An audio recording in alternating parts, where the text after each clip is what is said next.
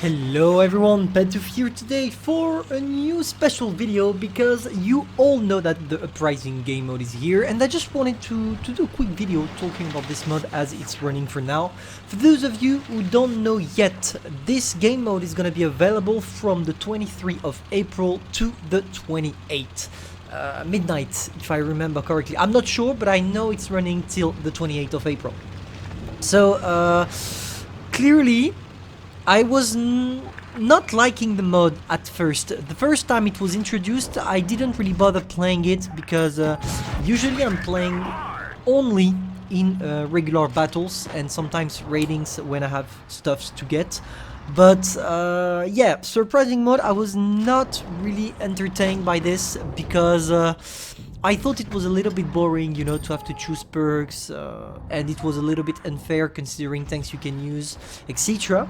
But now I truly changed my mind. Really, this game mode is simply amazing, and not only for the playstyle that is totally different than what you can see, for example, in regular battles, but also because you can make a shit ton of credits, and that's the point of this video, talking about how many credits you can do in the Uprising game mode.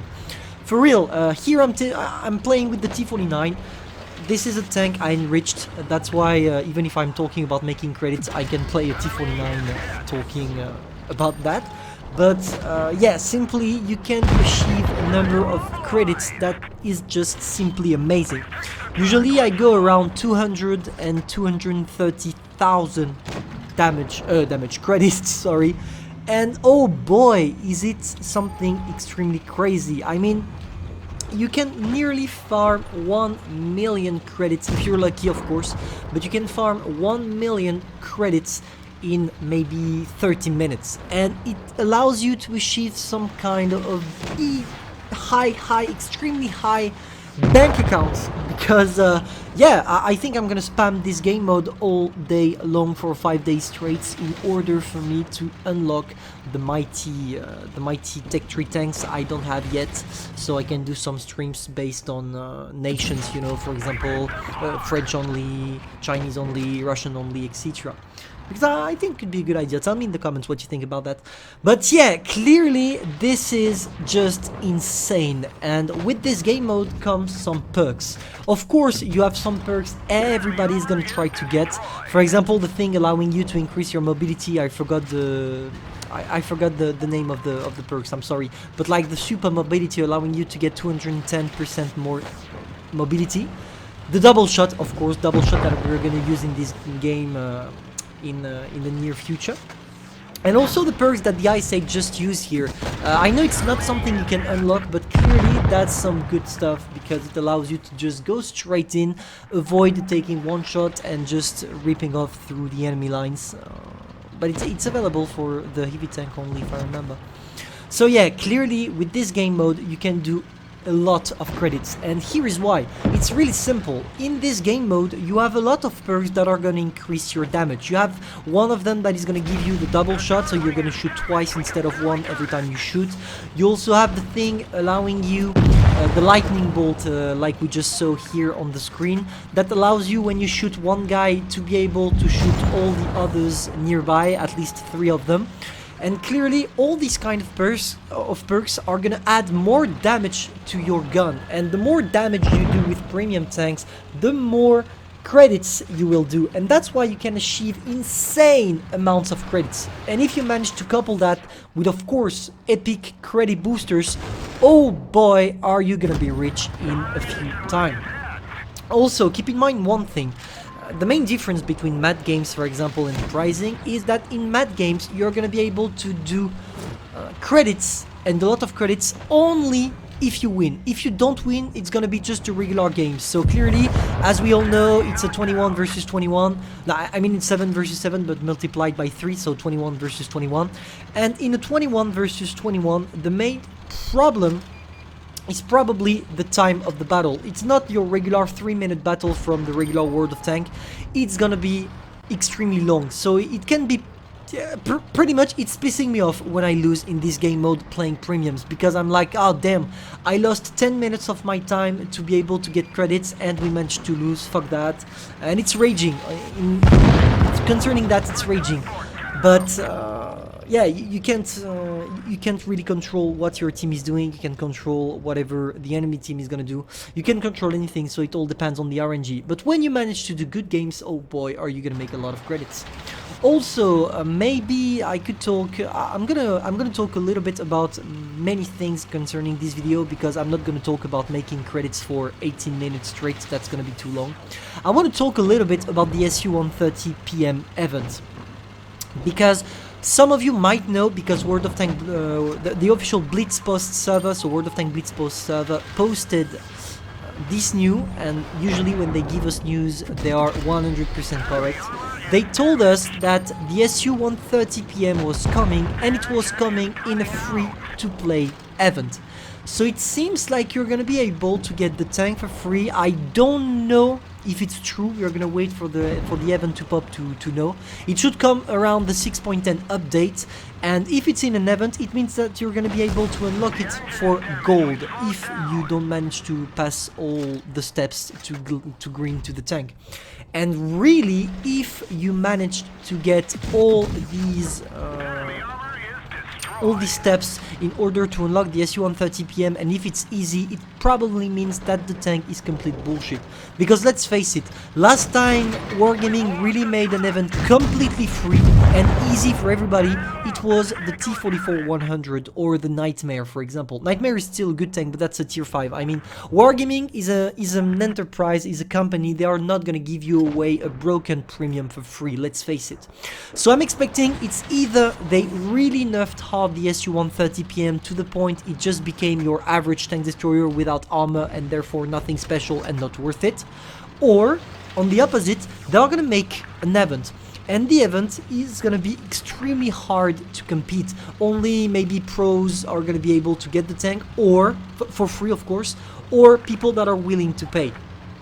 And if that's the case, that probably means that the tank will be quite a good one. So we need to wait for that to know how it's gonna go.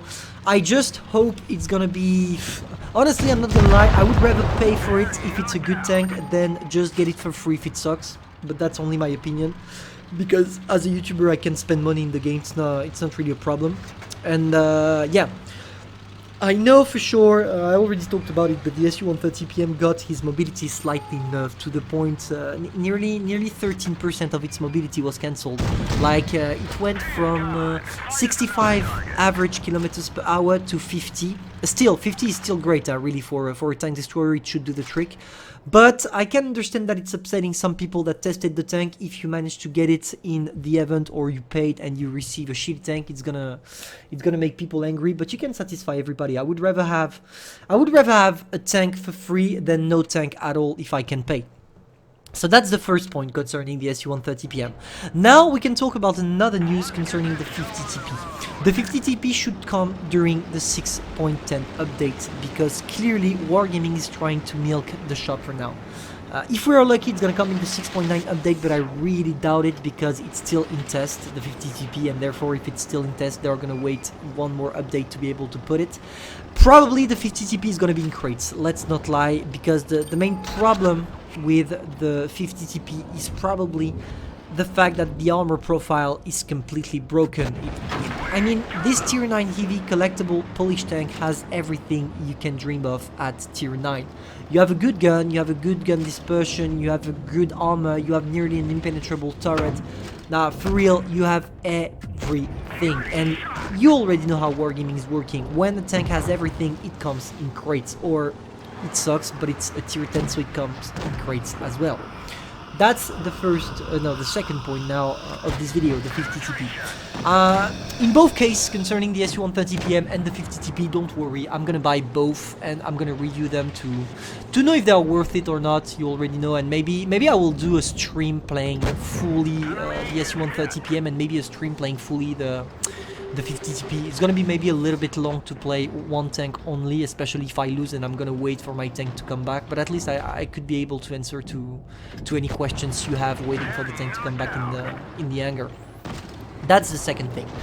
Now, mainly the HP buff, the heavy's HP buff of the 6.10 update.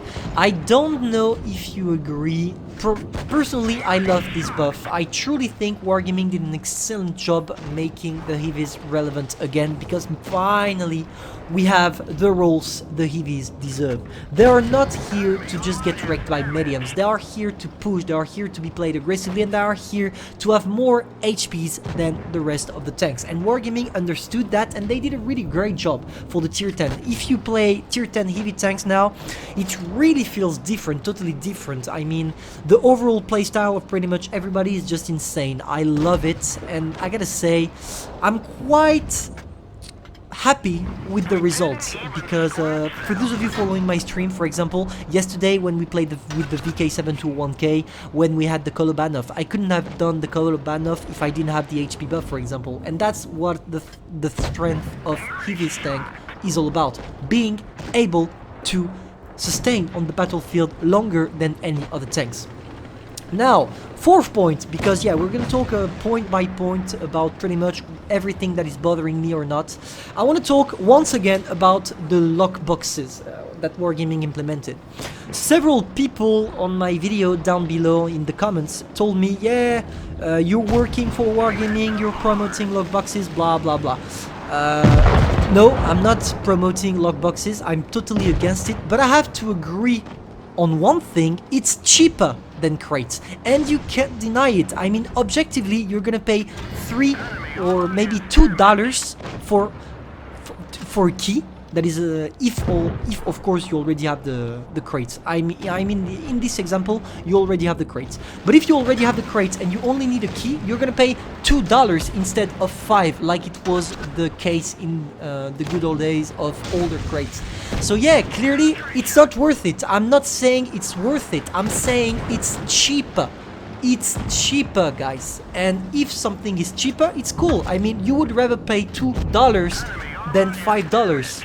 But in both cases, you shouldn't gamble, especially for this, because 5% chances to get the Scorpion, that's gonna be hard. And yeah, maybe one thing I'm fearing about these new boxes is that if Wargaming makes it cheaper, they can probably as well lower down the drop chances. And if they do that, that's gonna be fucked up if they do that. I really hope they are not gonna try something like this, because clearly the community is already fed up with their bullshit regarding crates. So if they go again and again and again putting new crates, that's gonna be even worse. But yeah, also I wanted to talk about the pin comment I did. It was something like, it's not loot box, it's surprise mechanism. And some people called me out for that, like, guys, just get a second degree humor. I mean, it was a joke. No, of course it's not a surprise mechanism. That's just some bullshit Wargaming is already doing again and again and again.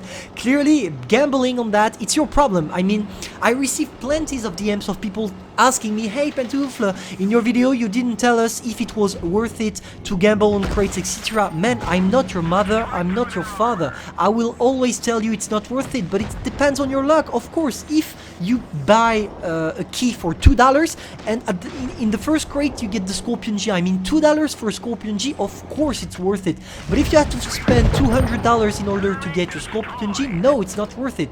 It's all luck dependent, and when something is luck dependent or RNG dependent, I can't tell you if it's worth it or not, because it's your money. It depends on how many you're supposed to, how many you're willing to spend, etc. So yeah, clearly when you ask me if you should gamble, I'm not answering on Discord, because I'm not your dad. I'm not your mother. This is a decision you have to take by your own and without me advising you. Overall, I will tell you it's not worth it to gamble, because the more you gamble, the more you allow Wargaming to make profit, and the more they are willing to put crates back in the shop again. If you really want to see the crates disappear, the best thing to do is have a community acting like they don't buy crates, because I can guarantee you that if Wargaming release new crates and nobody buy them, they will never do that again. But the problem is, we will never reach it as a community. There will always be people willing to buy it, and me the first, of course. I mean, when a new tank is out and it's in crates, of course, as a YouTuber, I really want to review the tank and I want to have it as well, because I'm a collector, so I'm gonna spend money to get it. And but unlike most people, for me it's an investment. So yeah, clearly don't ask me in DMs if you should or not buy these kind of boxes. I'm not your father. That's the first thing. No, the fourth thing. You know what? I don't know how many points I did in this video, but we're gonna keep talking until we manage to get to every single point I wanna cover. Finally, I want to talk about the shop. The shop, it's important. At the moment, you can see that Wargaming is releasing plenty of offers. Some of them are really worth it, pop-up offers, etc, etc, and some of them sucks. They are doing that because, of course, the coronavirus is gonna put us in a huge economic crisis, and therefore Wargaming needs to make a little bit more money before everything collapsed. So, yeah, it's all about knowing which offer is good. For example, I know some people had the Crystal K pop-up offer in their shop. It's clearly worth it. It's worth it. But also, you can talk about mainly the offer that was really great, at least to me. That was the Multiplicator 5 thing. I know not a lot of people are buying these stuffs, but really, to be able to green tanks, it's great. But I want to remind you one thing concerning the +5 or Multiplicator 5 boosters, the one you can have only by paying. When you acquire them, you can't equip them. They are automatically equipped. You can't, for example, if I want to play my Chimera, but I don't want to do XP with my Chimera, if I buy the Multiplicator 5, they are going to be on the Chimera all the time. It means that if you want to buy the Multiplicator 5, for example, you want to buy 40 of them, make sure you play 40 games with the tank you are supposed to do experience with. Otherwise, it's gonna go on other tanks. And I just learned that like 2 days ago, because I bought every single pack for Multiplicator 5 because I thought, hey, you know what, maybe in the future when they will have new kind of tanks, I'm gonna try to grind it regularly, but I want to make it faster. But no, I just learned that, so I spent around 20,000 gold for nothing. But that's my fault. I mean, I should have tested it, but at least now you know that. So really be careful about that. And that's what I wanted to finish on. Clearly, look at this, the number of credits. I love this game mode just to make credits.